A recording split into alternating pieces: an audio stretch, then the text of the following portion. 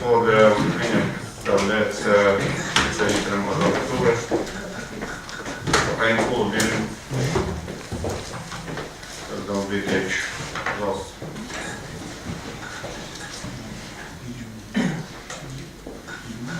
Здравствуйте, уважаемые председатели, уважаемые судьи. 19 Закона Крымской адвокатуры Кыргызской Республики статьям 16, 18, 20, 42 Конституции Кыргызской Республики считает необоснованным и подлежащим к отказу в удовлетворении по следующим основаниям. Общество не может существовать без упорядоченного поведения людей, введения его в определенные рамки, придания ему определенной направленности. Исторически сложилось, что в обществе существует социальный порядок, в котором используются нормативные и ненормативные регуляторы. При этом нормативное регулирование выступает как управление посредством разнообразных норм, то есть правил поведения. Данная функция реализуется в основном путем закрепления соответствующих норм поведения, также средств их реализации в нормативно-правовых актах. Функция права – это основное направление его воздействия на общественные поведение людей, которое заключается в регулировании и упорядочении общественных отношений, устанавливающие наиболее важные интересы общества. Эти интересы аккумулируются и выражаются законодательными органами. В части регламента Жогорку Кеңеш Республики о полномочиях комитета установлено, что комитет предварительно рассматривает проект законов и принимает по ним решения. Также статья 55 об общих требованиях к рассмотрению проекта закона установлено, что Жогорку Кеңеш принимает законы после рассмотрения ответственными комитетами. Закон об адвокатуре прошел такие рассмотрения и одобрения соответствующих комитетов. Также, согласно 22 статье закона о нормативно-правовых актах, закон для проведения общественного обсуждения был размещен на официальном сайте Жогорку Кеңеша. Также с начала 2000-х годов по 2014 годы именно были проведены активные обсуждения среди адвокатов именно нормы закона, в частности пункт 4 части 2 статьи закона об адвокатуре. Эта норма закона была адвокатским обществом воспринята в рамках принципов самоуправляемости, независимости, а также соразмерности, разумности и справедливости. Конституция, провозглашая Кыргызской Республике демократическим правовым государством, устанавливает в многочисленных своих положениях гарантии независимого и справедливого правосудия, а также на получение квалифицированной юридической помощи в отдельных случаях за счет государства. Право на получение такой помощи означает конституционную обязанность государства обеспечить каждому желающему достаточно высокий уровень предоставления юридической помощи. Это объясняет повышенные требования к адвокатскому сообществу. В частности, каждому адвокату, к его поведению, добросовестному исполнению им взятых на себя обязательств, как субъекту, непосредственно участвующим в достижении целей правосудия. Ввиду этого адвокатская деятельность является особой сферой пресечения именно частно-правовых интересов граждан и публично-правовых интересов государства. Выполнение конституционно значимой задачи по построению эффективной системы правосудия, обеспечение всеобщего доступа к средствам квалифицированной защиты, государство не может обойтись без соблюдения принципов адвокатской деятельности. Те именно 5 принципов, которые уже предыдущие подчеркнули, это в статье 17 закона об адвокатуре.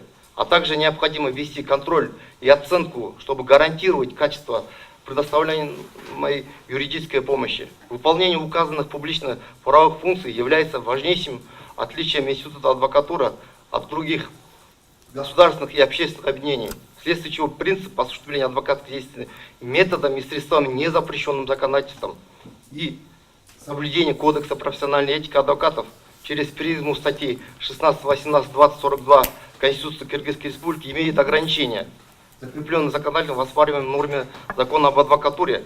Законодателю необходимо было закрепить такое ограничение в отношении адвокатов, лишенных статуса адвоката самой адвокатурой. В этой связи адвокатура Кыргызской Республики в силу своей особой значимости наделяется Конституцией исключительным публично-правовым статусом, напрямую обязывает государство урегулировать законом вопросы организации деятельности адвокатуры, а также права и обязанности ответственных адвокатов, которые подчеркивают ее самоуправляемость и независимость, как отдельного института гражданского общества в соответствии с статьей 57 Конституции Кыргызской Республики. Деятельность адвокатов играет важнейшую роль в защите основных прав и свобод человека и гражданина, гарантированной Конституцией Кыргызской Республики. Целью же адвокатской деятельность является именно оказанием квалифицированной юридической помощи физическим и юридическим лицам для защиты их законных прав, согласно статье 16 закона. Таким образом, основной задачей адвокатской деятельности является оказание квалифицированной юридической помощи. Хотелось бы отметить именно, забегая вперед, что адвокат, совершивший проступок, может быть привлечен к одной из следующих мер дисциплинарного наказания, то есть замечание, предупреждение, выговор, приостановление действия и лишение прекращения действия. При наложении дисциплинарного взыскания учитывается тяжесть совершенного проступка, его последствия, обстоятельства, при которых она совершена, и неоднократность. Лишение действия лицензии на право занятия адвокатской деятельности как вид дисциплинарного взыскания является крайней мерой, когда уже другие меры ответственности невозможно применить.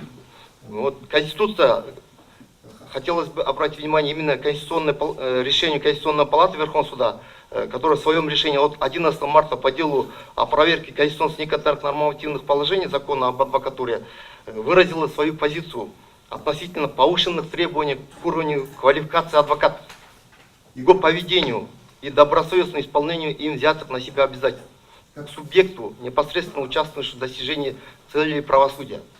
Так Конституционная палата указала, основной закон требует от государства наличие возможности каждого на получение квалифицированной юридической помощи в целях полного восстановления прав и свобод человека.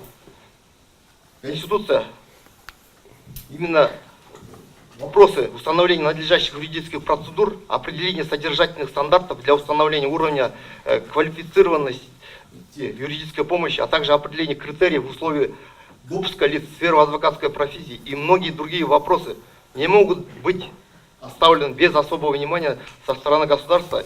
От этого зависит и качество оказываемой правовой помощи, и успешность усилий государства в сфере обеспечения эффективного правосудия. В связи с этим критерии оценки адвокатской деятельности и правовая система, которая не позволит неподготовленным или не отвечающим профессиональным требованиям лицам получить доступ к осуществлению адвокатской деятельности, подлежат закреплению на законодательном уровне. Законодатель в рамках своей конституционной дискреции и в целях реализации требований Конституции установил порядок организации адвокатской деятельности, форму автономной самоуправляемой профессиональной организации адвокатуры. Правосудие обладает высшей степенью социальной значимости, и в механизме его отправления с учетом условий состязательства судебного процесса и равноправия сторон адвокатам отводится центральное место. Профессиональная деятельность адвоката строится на принципах компетентности, честности, добросовестности, ответственности и конфиденциальности. Адвокаты всегда обладают публично значимым характером, так как кроме участия в осуществлении правосудия, они самостоятельно защищают интересы, права и свободы каждого и занимаются представительством, а в случаях их нарушения восстанавливают право средствами, предусмотренными законодательством. Профессиональное адвокатское общество должно быть обществом, именно где основано на самостоятельности, которое будет способно обязать своих членов соблюдать нормы профессиональной этики. Содержание и этический подтекст деятельности адвоката на всех этапах защиты интересов лиц, обратившихся за юридической помощью, определяется осознанием адвокатом степени своей юридической и нравственной ответственности, результаты своей деятельности. В этой связи особые требования при допуске к адвокатской деятельности, соблюдение кодекса профессиональной этики, ответственность за небезупречное поведение или ненадлежащее исполнение своих обязанностей должны рассматриваться как социально оправданные и необходимые требования, вытекающие из Конституции Кыргызской Республики. В мотивировочной части же указанного решения также отмечено право в регулировании вопросов дисциплинарной ответственности и отзыва лицензии адвокатов с участием профессионального сообщества. Все вышеизложенное отмечено в решении именно Конституционной палаты и признано не противоречащим. Конституционная палата Верховного суда Кыргызской Республики имеет особый статус при принятии решений и является источником права во всех источником права. И я считаю, что вот данная норма, принятая решением Конституционной палаты, всегда озвучивается мною во всех международных конференциях и круглых столах, как показатель. Таким образом, адвокатура Кыргызской Республики считает обоснованным и отвечающим конституционно значимые целям ограничения для претендентов на получение адвокатской лицензии в случае, если претендент ранее был лишен лицензии на право занятия адвокатской деятельностью. Соответственно, указанное нормативное положение подлежащее рассмотрению, не противоречит нормам Конституции. Вышеуказанные нарушения вышеуказанных принципов, определенных законодательством, и несоблюдение Кодекса профессиональной этики адвокатов, адвокатами несет в себе потенциальную угрозу функционированию органов адвокатуры, а также всему обществу в целом.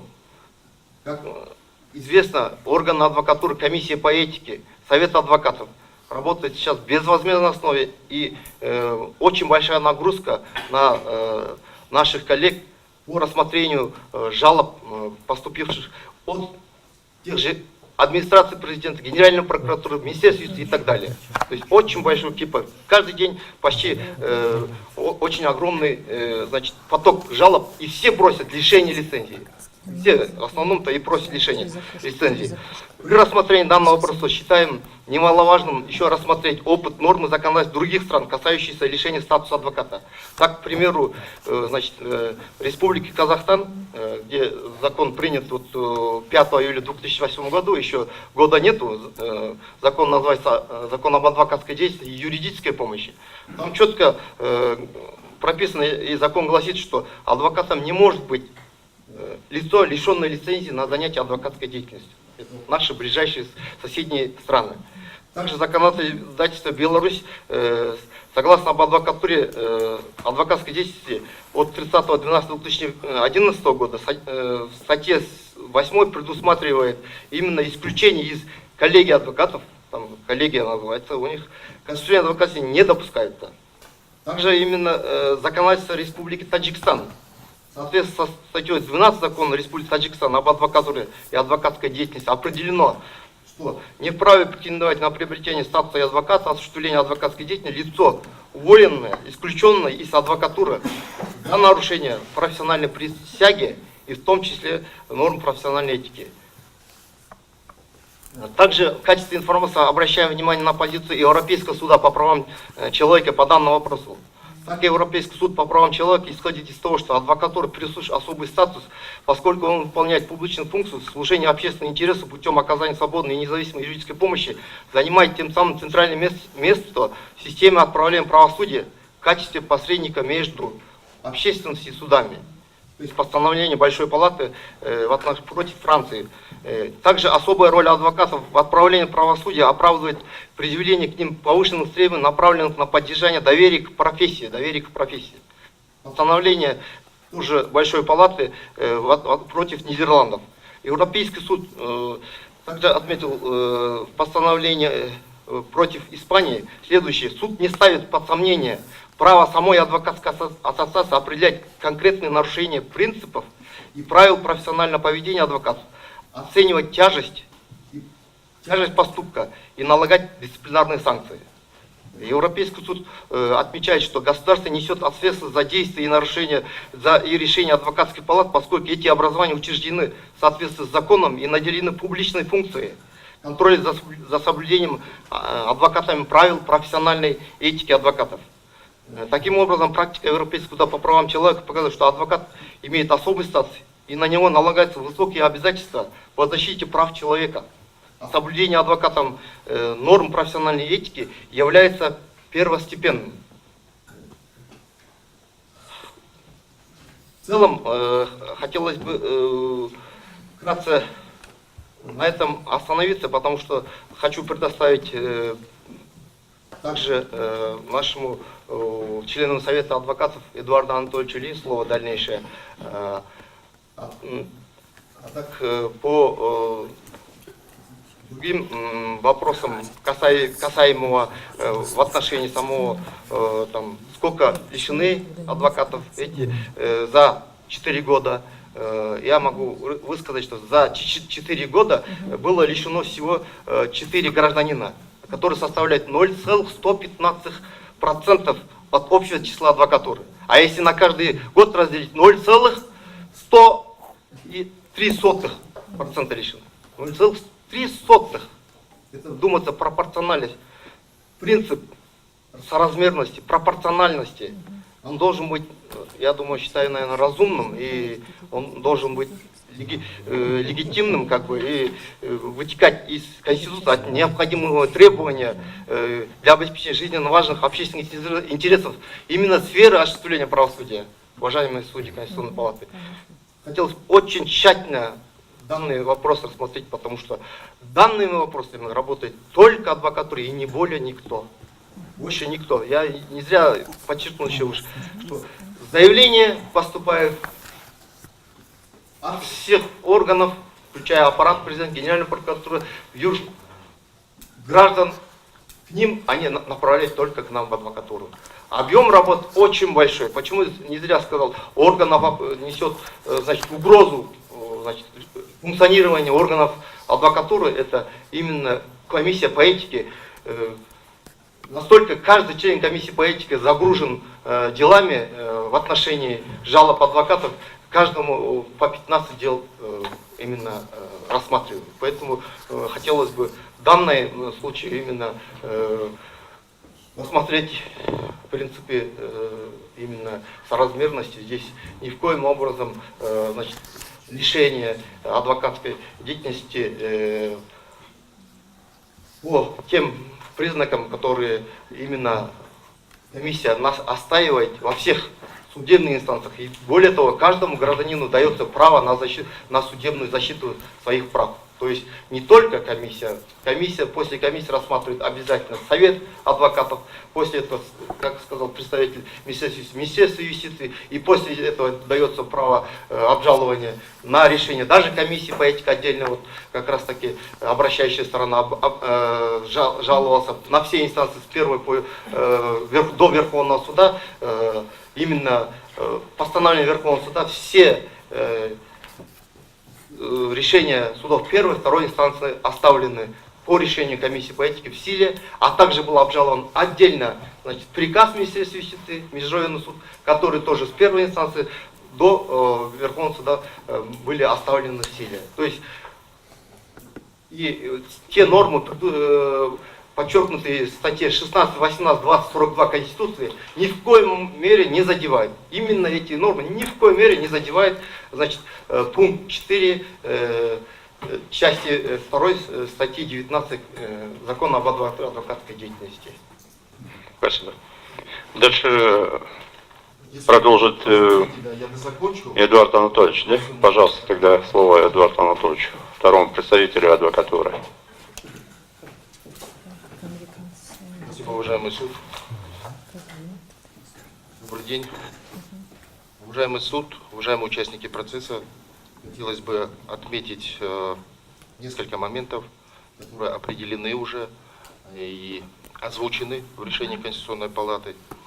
Основным фактором верховенства права является не абсолютная защита конституционных прав человека, а именно соблюдение справедливого баланса между правами и публичными интересами. В адвокатском сообществе также всегда должен сохраняться справедливый и разумный баланс между правами адвокатов, которые входят в конфликт со своими доверителями, и в частности с публичными интересами.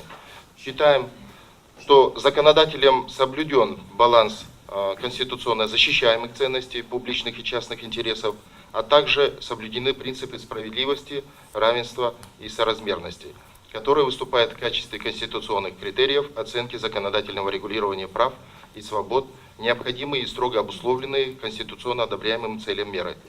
Конституционный принцип, предполагающий равный подход к формально равным субъектам, к адвокатам, не обуславливает необходимость предоставления одинаковых гарантий лицам, относящимся к разным категориям, так как приведенные в необоснованном, по нашему мнению, ходатайстве обращающейся стороны доводы касаются разных категорий лиц, указанных в пунктах 3, 4, 5 части 2 статьи 19 Закона об Кыргызской Республике, об адвокатуре Кыргызской Республики и адвокатской деятельности, где, еще раз повторюсь, указано, что лицензию не может получить гражданин, уволенный из правоохранительных и других государственных органов в связи с совершением дисциплинарного проступка в течение 1 года со дня увольнения. 4 пункт. Ранее лишенный лицензии на право занятия адвокатской деятельностью. И 5. Досрочно освобожденный с должности судьи в связи с небезупречностью поведения в течение 1 года со дня освобождения. Такие категории, указанные в ходатайстве, существенно различаются. Указанными лицами, по нашему мнению, не были нарушены нормы закона Кыргызской Республики об адвокатуре Кыргызской Республики и адвокатской деятельности, а также нормы профессиональной этики, указанных в Уставе адвокатуры и в Кодексе профессиональной этики адвокатов Кыргызской Республики. В связи с тем, что имеется риск наступления таких негативных последствий, ненадлежащее исполнение своих обязанностей адвокатами, нарушение прав доверителей, о чем задавались вопросы подзащитных, грубого, неэтичного поведения адвокатов, законодателем введено ограничение права на получение лицензии на право занятия адвокатской деятельностью отдельной категории лиц, которые ранее уже были лишены лицензии на право занятия адвокатской деятельностью.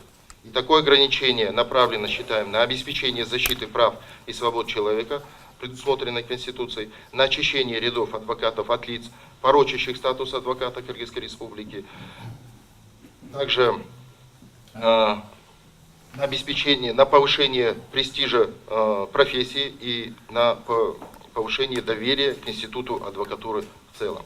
Считаем, что законодатель был вправе устанавливать определенные изъятия из общего порядка для определенных субъектов в зависимости от выполняемых функций, защищаемого интереса и других обстоятельств, которые должны быть правомерными и соразмерными общезначимым конституционным целям. Конституция Кыргызской Республики, признавая права и свободы человека высшей ценностью, тем самым декларирует конституционный принцип, в соответствии с которым признание, соблюдение и защита прав человека является неотъемлемым атрибутом, обязанностью правового государства. В данном случае мы ссылаемся на также позицию Конституционной палаты Верховного суда, отраженной в решении 16 ноября 2016 года, где указано касательно дискриминации и в правах и обязанностях субъектов права допустимо, если она обоснованно отвечает конституционно значимой цели. В данном случае, на наш взгляд, конституционно значимой целью является, повторюсь, извиняюсь, защита прав и свобод человека и гражданина, право гражданина на доступ к правосудию через оказание квалифицированной, даже подчеркну, высококвалифицированной юридической помощи лицами, имеющими особый статус адвоката. Еще одним подтверждением этому является позиция Конституционной палаты, определенная в решениях от 8 апреля и 2015 года и от 22 февраля 2017 года, где принцип равенства, помимо прочего, означает право вводить запреты, различия в правах лиц, принадлежащих к одной и той же категории, которые не имеют объективного и разумного оправдания. В этом контексте право законодателя устанавливать определенные изъятия и облегчения из общего порядка для определенных субъектов в зависимости от выполняемых ими функций может быть допустим исключительно при их направленности на достижение общезначимых конституционных целей. Государство, учитывая публичную значимость оказания квалифицированной юридической помощи, которая на сегодняшний день в соответствии с законом о государственном гарантированной юридической помощи не только по уголовным делам, но и по гражданским и административным делам предусмотрена, обязана устанавливать определенные профессиональные и иные требования к адвокатам, а также определять необходимые условия допуска тех или иных лиц к профессиональной адвокатской деятельности, поскольку от качества оказываемой ими юридической помощи зависит эффективность защиты прав и свобод человека и гражданина. Необходимо отметить, что затрагиваются и интересы государства при обеспечении конституционного принципа равенства перед законом и доступа к правосудию, конституционных гарантий судебной защиты прав и свобод, предусмотренной статьей 40 Конституции Кыргызской Республики, а также право каждого на получение квалифицированной юридической помощи, в том числе гарантированной государством юридической помощи за счет государства, которую призваны оказывать адвокаты с безупречной репутацией. Данный принцип заложен при отборе адвокатов при внесении в специальный реестр адвокатов, который ведет Министерство юстиции, оказывающий квалифицированную юридическую помощь, и закреплен в утвержденном Советом адвокатов адвокатуры Кыргызской Республики положением о критериях отбора адвокатов для участия в предоставлении гарантированной государственной юридической помощи, в котором в качестве одного из критериев указано отсутствие дисциплинарных взысканий. Создавая правовые механизмы защиты прав и свобод человека и гражданина, государство должно сформировать условия, при которых нарушение прав сводится к минимуму, то есть обеспечить эффективность превентивных мер, направленных на защиту конституционных прав и свобод граждан, а также доступа к правосудию. В этом смысле адвокатура Кыргызской Республики, как особый институт гражданского общества, является неотъемлемой составной частью правовой системы, способствующей, по нашему мнению, государству осуществлять его правоохранительные и судебно-юрисдикционные функции. В связи с чем законодатель, действуя в рамках предоставленной ему дискреции, установил равные правовые возможности, регламентированные законодательно по допуску лиц, получивших лицензию на право, уже получивших лицензию на право занятия адвокатской деятельностью в порядке, установленном законом об адвокатуре Кыргызской Республики адвокатской деятельностью, к оказанию на профессиональной основе квалифицированной юридической помощи физическим, юридическим лицам, замечу, государственным органам, органам местного самоуправления. Заметьте, этот момент почему-то упускается. То есть адвокаты могут оказывать высокую квалифицированную юридическую помощь также государственным органам, органам местного самоуправления. И это обозначено в нашем законе. Подзащитным в целях защиты и обеспечения их прав и свобод в законных интересах, а также доступа к правосудию. То есть, как видно из понятия адвокатской деятельности, закрепленной в статье 15 Закона об адвокатуре Кыргызской Республики адвокатской деятельностью, расширен круг субъектов, получателей квалифицированной юридической помощи по сравнению с другими законодательствами других стран, оказываемые адвокатами, которые в свою очередь обладают особым публичным значимым статусом, так как кроме участия в осуществлении правосудия, они защищают интересы, права и свободы каждого с соблюдением этических профессиональных норм. Это объясняет повышенные требования к допуску при получении статуса адвоката в Кыргызской Республике. В данном случае через получение лицензии Министерства юстиции Кыргызской Республики на право занятия адвокатской деятельностью и допуска к профессиональной деятельности с учетом обоснованности публично-правовой значимости Института адвокатуры с обязательным членством в нем. Таким образом, адвокатская деятельность является особой сферой пересечения частно-правовых интересов граждан и публичных правовых интересов государства. Содержание и этический подтекст деятельности адвоката на всех этапах защиты интересов лиц, обратившихся за юридической помощью, определяется осознанием адвокатом степени своей юридической и нравственной ответственности за результаты своей деятельности. В этой связи особые требования при допуске к адвокатской деятельности, обязательное условие соблюдения Кодекса профессиональной этики адвокатов Кыргызской Республики, ответственность за небезупречное поведение и ненадлежащее исполнение своих обязанностей, должны рассматриваться как социально оправданное и необходимое требование, вытекающее из Конституции Кыргызской Республики. Это обозначено в решении Конституционной палаты Верховного суда Кыргызской Республики от 11 марта 2015 года. Как видно из содержания, все случаи, при которых производится лишение адвоката лицензии, носят исключительно негативный характер, но не могут применяться в отношении иных лиц, кроме адвокатов, то есть к лицам, уволенным из правоохранительных органов, а также судьям, освобожденным с должности судьи в связи с небезупречностью поведения, которые ранее не являлись адвокатами и фактически не нарушали требования закона об адвокатуре Кыргызской Республики адвокатской деятельности, а также нормы Кодекса профессиональной этики адвокатов, принятым на высшем органе управления на съезде адвокатов Кыргызской Республики. Еще не обладали статусом адвокатов и также не утеряли этот статус адвоката в связи с небезупречностью. Также применение понятия позитивной дискриминации означает совершение адвокатурой Кыргызской Республики позитивных действий, направленных на включение в свое членство лиц, которые добросовестно относятся к своей профессии, к своим действиям, не навредят репутации адвокатуры Кыргызской Республики. Принимает меры взыскания к лицам, нарушающим требования закона об адвокатуре Кыргызской Республики адвокатской деятельности, а также в целях предотвращения нежелательного социально вредного поведения и защиты общества от неквалифицированного и непрофессионального вмешательства. Законодатель может устанавливать правила допуска в виде ограничений. Относительно статей 16, 18, 20, пункта 2-3 статьи 42 Конституции Кыргызской Республики, обращаю внимание, что закон об адвокатуре Кыргызской Республики адвокатской деятельности никоим образом не нарушает требований, не противоречит Конституции, не устанавливает дискриминационные требования к лицам при получении лицензии на право занятия адвокатской деятельностью и получении статуса адвоката. Оспариваемая норма закона об адвокатуре не может влиять на экономическую свободу и использование своих способностей, а также не препятствует свободе труда, распоряжению способностью к труду, выбора профессии и рода занятий, праву на получение оплаты труда не ниже установленного законом прожиточного минимума. Хотелось бы отметить, что адвокатская деятельность не является коммерческой деятельностью. И очень тяжело слышать, когда говорится об услугах адвоката. Это не услуга адвоката, а юридическая квалифицированная помощь и адвокатская помощь. Применительно к рассматриваемому делу разрешите дать небольшую справку по обращению Тактаматова. С момента образования адвокатуры Кыргызской Республики, как указал председатель Совета адвокатов адвокатуры Кыргызской Республики Райымкулов Билим Сардалбекович, с 2014 года по настоящее время в течение 4 лет было лишено всего лишь 4 гражданина, что составляет, как он сказал, 0,15% от общего числа членов адвокатуры, в том числе и обращающихся к Тактаматову. Прошу прощения. Тактаматов был лишен лицензии на право занятия адвокатской деятельностью на основании решения комиссии по этике от 8 ноября 2016 года, который, изучив материалы в отношении Тактаматова, за 2015-2016 годы было 7 заявлений, установив наличие нарушений закона Кыргызской Республики об адвокатуре Кыргызской Республики и адвокатской деятельности, а также норм Кодекса профессиональной этики адвокатов, приняла соответствующие решения.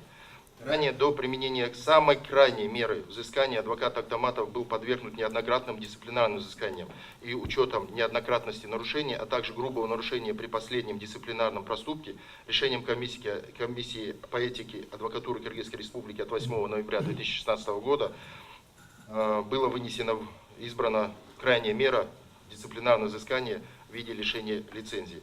Данную информацию нам подготовил аппарат адвокатуры Кыргызской Республики. Вышеуказанное решение комиссии по этике во всех судебных инстанциях до высшей судебной инстанции Верховного суда Кыргызской Республики 4 декабря 2017 года, постановлением которого ранее вынесены судебные акты первой и второй инстанции по иску Тактаматова были оставлены в силе, а жалоба без удовлетворения.